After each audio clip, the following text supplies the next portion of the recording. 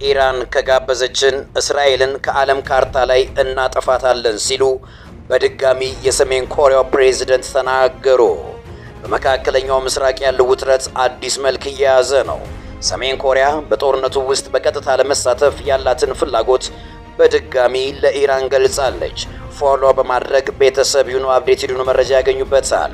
የኢራን የቀደመ አቋም ከ6 ቀናት በፊት ኢራን ለሩሲያና ለሰሜን ኮሪያ ባስተላለፈችው መልእክት ላሳዩት የድጋፍ ፍላጎት ምስጋናውን አቅርባ ለጊዜው የውጭ እርዳታ አያስፈልገንም፣ አስፈላጊ ሆኖ ሲገኝ ግን ራሳችንን እንጠይቃቸዋለን የሚል ዲፕሎማሲያዊ ምላሽ መስጠቷ ይታወሳል።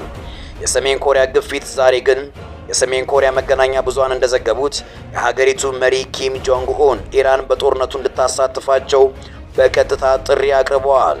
ይህ ድርጊት ከጀርባው ሌላ ትልቅ ሚስጥር ሳይኖረው እንደማይቀር ተገምቷል።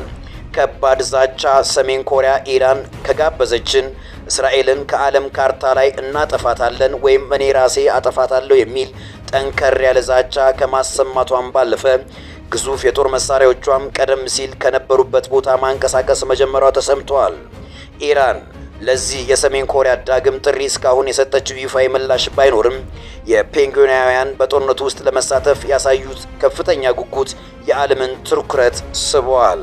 ከዚያም ነን ፎሎ በማድረግ አፕዴት ቪዲዮ መረጃዎችን ያዳምጡ።